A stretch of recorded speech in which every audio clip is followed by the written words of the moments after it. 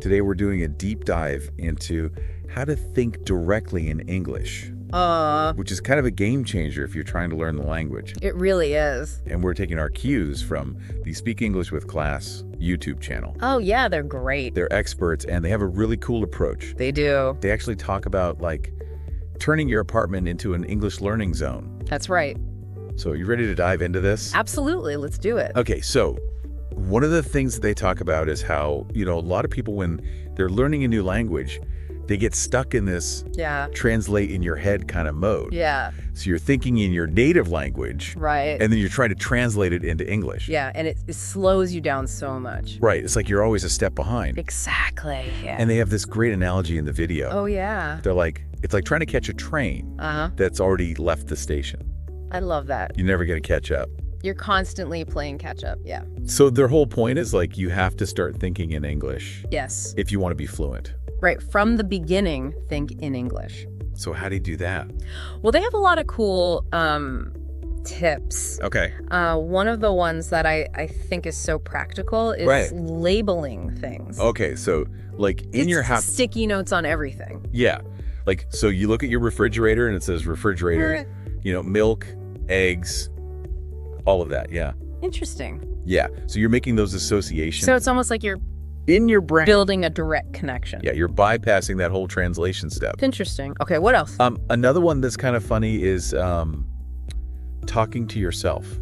Wait, what? Yeah. So they call it self-talk. So like having a full-blown conversation. Yeah, but in English. With yourself. Yes. In English. And you can just, like, narrate your day. Like what?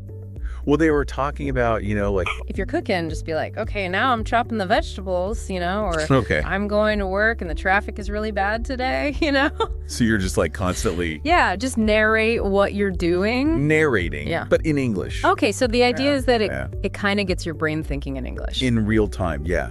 And there's no pressure because you're the only one listening. Okay, so that takes away that fear. Exactly. Of, like, messing up in front of someone. Yeah. Okay, that's cool. What else? For the tech people, they said, switch your phone to English. Oh, the old immersion trick. Yes. But, I mean, it does. Yeah, it makes a difference. It really does. I remember when I switched my phone to Spanish. Yeah. I was picking up all kinds of vocabulary just from using the apps and stuff. Just by navigating it. Yeah. Okay, so we've got labeling, we've got the self-talk. Yeah. We've got the tech. What else? They also talk about something called mental visualization. Mental visualization. Okay, I like where this is going. Yeah, so this is like... Tell me more. Imagine that you're in a situation. Okay. But you describe it in English in your head. Oh. So, like, let's say you're at a cafe. Yeah. So you're like, okay, there's a man sitting over there. He's drinking a cappuccino. The barista is making a latte, So you're just kind of like narrating the scene. Yes, but silent. In your head. Yes. In English. Uh-huh. Oh, I like that. So it's like... Okay, cool. Yeah, it's like creating your own little movie in your head. And you can do that anywhere. Anywhere, yeah. You're waiting in line. You're on the bus. Exactly. I mean, that's pretty cool. Yeah. Okay, so what else? They also recommend keeping, like, a journal or a planner in English. Oh, yeah. I used to do that. Did you? I used to have this, like, vocabulary notebook. Oh, nice. Where I would write down words. Yeah. But I would always try to use them. Oh, that's great. In a sentence or, like, a little story. That's awesome. So it wasn't just... Yeah, you're actively using it. Right. It wasn't just like a definition. Yeah. It was like... You're making it your own. Right. And I felt like that helped me a lot. It does. Plus, it's just really cool to go back and look and be like, yeah. Oh, wow, I've learned all these words. It's motivating. Yeah. Yeah. And then finally, they had a tip that I thought was really good for, like, people who are on their phones a lot, which is text in English. Oh, that's a good one. Yeah. You know what I used to do? Oh, yeah. I had a friend who was also learning English. Okay. And we would just text each other. Oh, that's great. All the time in English. That's awesome. Just about, like, whatever, our day. Yeah. And it was a great way to practice writing. Yes, it's low pressure, too. Right. Because you have time to think. It's not like you're having to come up with it on the spot. Exactly. So, okay. So we've got a lot of strategies here. We do. Labeling, self-talk, tech, mental visualization, journaling, texting. Yeah, it's amazing. Like, this is great. Yeah. I'm excited to It's a whole toolkit. Yeah, it's like a whole toolkit for rewiring your brain. Exactly. So before we move on, I want to go back to something they said in the video that I thought was really interesting. Okay. They talked about how thinking in English can actually boost your confidence. Yes. Like in other areas of life. It can. So not just with the language, but like in general. Yeah. And I thought that was so fascinating because why? Why would that be? Right. That's a great question. Like, how does that work? So there's actually some research on this. Oh, cool. About how being bilingual can actually help your brain. Really? Yeah. It can improve things like your problem-solving skills. Oh, wow. Decision-making, even multitasking. So it's like a brain workout. Yeah, it is. It's like But with language. Yes. Instead of lifting weights, you're juggling languages. I love that. And so the idea is that this mental flexibility that you develop, it can actually spill over into other areas of your life. So it's like you're training your brain. You are, to be more adaptable. To just be more flexible? Yes, exactly. And to approach things from different angles. You know, I've noticed that sometimes when I'm learning a new language, I feel like I become more aware of just like my thought processes in general. Absolutely, yeah. Like, because you're analyzing everything. Right, you're analyzing grammar, you're thinking about how to express things. Right. It's almost like you're stepping outside of your own mind. And you can observe it. Exactly. That's so interesting. And that can be really powerful. Right. Because then you can kind of see your own strengths and weaknesses. And it helps you become more intentional. Yes, with your communication. So it's not just about speaking the language. It's about thinking. Yes, like you're becoming a better thinker. Yes, exactly. And that leads to confidence. Right. Because you're like, okay, I can figure this out. You have the tools? You have the tools, yeah. This reminds me of when I was working on this project at work. Okay. It was like a really challenging project. A lot of like problem solving. Yeah. And working with like people from different backgrounds. Okay. And I honestly feel like my experience learning Spanish helped me approach that project with more confidence. That makes sense. And like adaptability. Yes, because you're used to navigating ambiguity and complexity. And communicating with people who might not think the same way that you do. Exactly, yeah. It's like learning a new language. It is. It kind of empowers you. It does. To step outside of your comfort zone. Yes, it does. And embrace new challenges. And, you know, speaking of challenges. Yeah.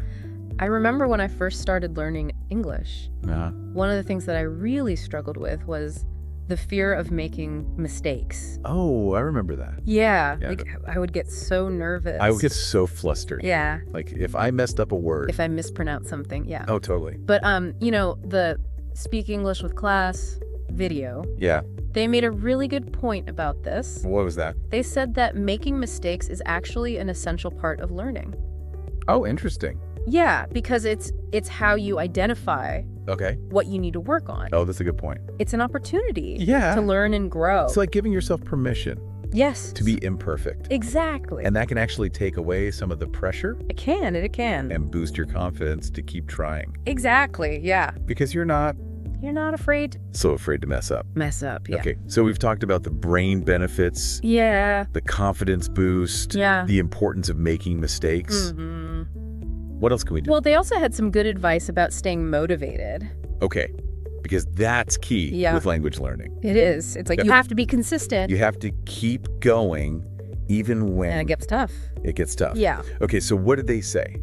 So one of the things that they emphasized was setting realistic goals. Okay, that's huge. Yeah, because it's easy to get overwhelmed if you try to do too much too soon. Right. So they said, like, start small. Oh, like, you know, learn 5 new words a day. Yeah. Or, you know, just practice your self-talk for 5 minutes in the morning, you know. And you build momentum as you go. You do, yeah. And you start to feel more confident. Yeah. And then you can tackle bigger things. Exactly. Okay. They also talked about making it fun, because if you're not enjoying it, you're not going to do it. You're not going to stick with it, no. You know, this reminds me of when I was learning Spanish. I started listening to Spanish music. Oh, nice. And watching Spanish movies. Oh, that's great. With subtitles. Yeah. And it didn't feel like I was studying. No, it's entertainment. It was like fun. That's a great way to do it. Yeah. Yeah. And there's so many resources out there now, like apps and websites and, groups. Yeah. Find what works for you and make it a habit. And, it's not always going to be easy. No, it's not. There are going to be days where you're like, yeah, I don't want to do this. Yeah, it's normal. But the key is to just keep going. Keep going, yeah. Even if it's just like a little bit. Yeah, little by little. And celebrate those small victories. Absolutely. Like, oh, I learned a new word today. Yeah. Like, be proud of yourself. Yeah. That's huge. That's awesome. Okay, what else? They also said that it's really helpful to track your progress. Oh, yeah. So that you can see how far you've come. That's a good point. Yeah. So whether that's keeping a journal or using an app that tracks your progress or just like making a note of like how many words you've learned or something, it can be really motivating. It's like giving yourself a pat on the back. Yeah, exactly. For all your hard work. Exactly. And I think that's really important. Yeah, it is. Because it can be easy to get discouraged. It can. Especially when you're learning something new. Yeah. All right, so we've got all these amazing tips. We do. For thinking in English. But before we go any further, there's one last thing from the Speak English with Class video that I want to talk about. Okay, I'm intrigued. They said that learning to think in English can actually change the way you see the world. It can. Now, that's a bold statement. It is. So I want to unpack that. Okay. Because I know that, language does shape our thoughts in some ways. It does.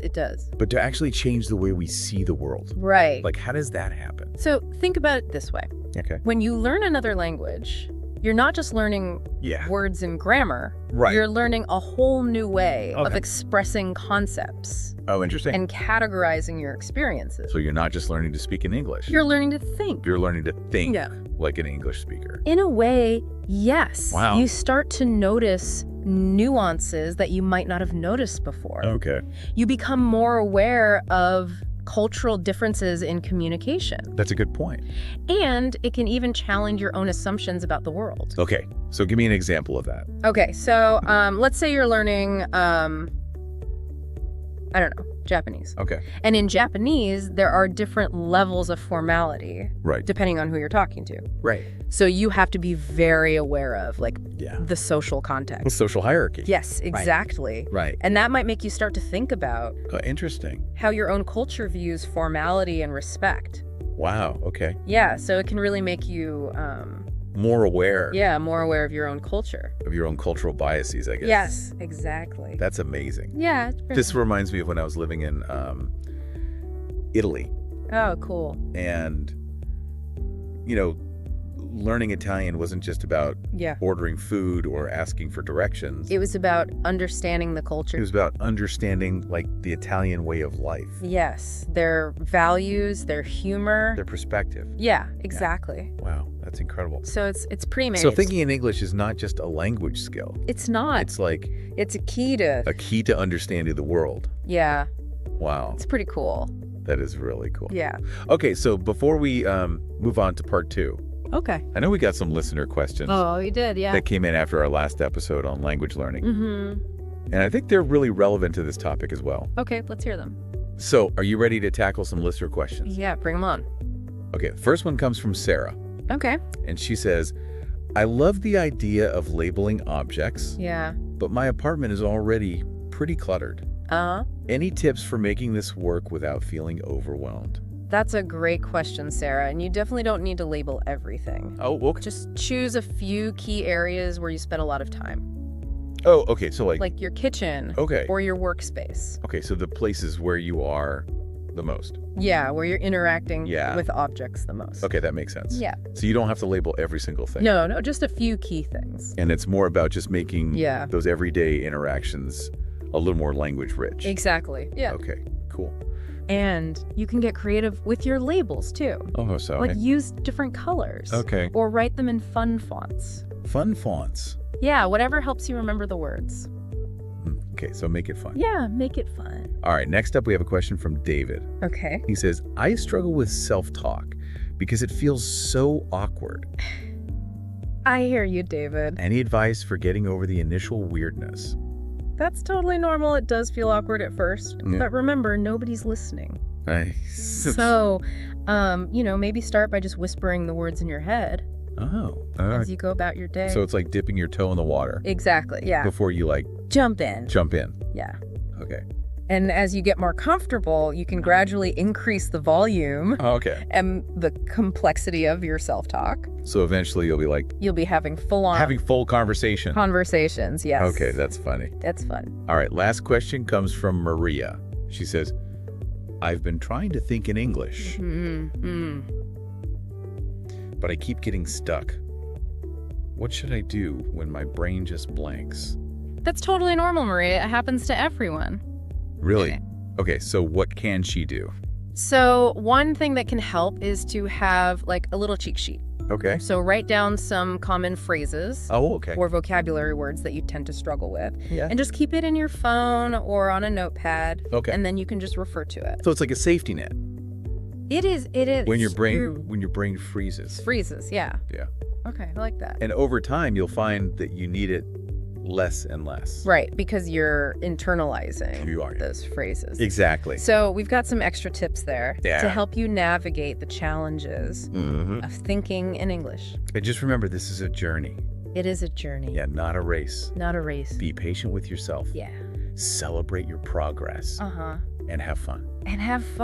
Yeah. That's key. It is. So we've covered a lot of ground in this deep dive. We have. But there's one final thought-provoking point from the Speak English with Class video that I want to touch on before we wrap up. Okay, I'm all ears. They talk about how learning to think in English can actually change the way you see the world. Okay, so... And I think that's a really powerful idea. Yeah, it is. And it's something that we should definitely explore further. Yeah, I agree. So let's take a quick break. Okay. And come back refreshed. Sounds good. And ready to dive deeper into this fascinating topic. We'll be right back with more in part 2. Welcome back to our deep dive on thinking in English. Before the break, we were talking about how learning to think in English can change how you see the world. Yeah, literally change your perspective. Yeah, and I think that's really powerful. It is. Because I know that, language shapes our thoughts. But to actually change the way we experience the world, that's a big deal. It is. It's like... So how does that happen?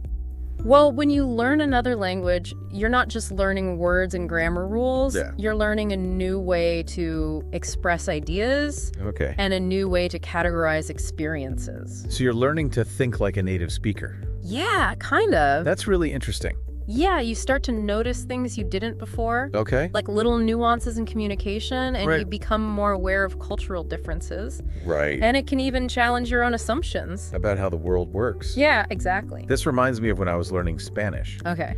And I realized that Spanish has, 2 different words for to be. Oh, wait. Ser and estar. Yeah. And I'd never thought about that before. Right. Why are there 2 different words for to be? Yeah. It made me realize that English doesn't always make that distinction. Right. And it kind of opened up a whole new way of thinking about existence. Yeah, about existence and identity. It's amazing. It is. It's it makes you question things. Yeah, it makes you question things that you just took for granted. Exactly. Wow, that's really cool. It is. It's really cool. Okay, so we've talked about how thinking in English can change the way you see the world. Yeah. But how does that actually translate into a confidence boost? Right. In everyday life? It's all connected, right? So when you learn to think in another language, you're basically expanding your mental capacity. Okay. You're becoming more flexible, more adaptable. Right. You're able to switch between different perspectives. And that gives you a sense of mastery. Oh, interesting. Yeah, you're in control. You're in control of your thoughts. Exactly, and your communication. So it's not just about the language. It's not just about the language. It's about, a mental shift. It is, yeah, it's a mental shift. That empowers you. Exactly. In other areas of your life. Yes, and that leads to confidence. Because you feel capable. You feel capable, yeah. You feel like you can handle anything. Exactly. That's amazing. It is pretty amazing. So thinking in English is not just about fluency. It's not. It's about personal growth. It's about expanding your horizon. It's about becoming a better version of yourself. Wow, I love that. Yeah, it's pretty powerful stuff. It is, it is. Yeah. I think that's a great place to wrap up. Wrap up part 2. Yeah. We've covered a lot of ground today. We have. But there's still so much more to explore, so be sure to join us for part 3. where we'll delve even deeper into the transformative power of thinking in English. Okay, so we're back and ready to wrap up our deep dive into thinking in English. And before the break, you were saying that the Speak English with Class folks had this really interesting idea about thinking in English. They said it can actually change the way you see the world. Wow. Yeah, that's what we were talking about. Yeah, it's pretty mind-blowing. It is. It's like, I know that language shapes our thoughts. Right. But to actually change how we see things, that's a whole other level. It is. It's like... So how does that happen? How does thinking in English change your worldview? Well, when you learn a new language, you're not just learning words and grammar. You're learning a whole new way of looking at the world. Okay. Like different cultures have different ways of expressing ideas, right? Different values, different beliefs. So when you learn to think in English, you're kind of tapping into that. Yeah, you're starting to see the world through the lens of English-speaking culture. That's fascinating. It is. It's like putting on a new pair of glasses. And suddenly everything looks different. Exactly. Wow. Okay, so what are some examples of how this might actually play out in real life? Okay, so let's say you're learning, I don't know, maybe German.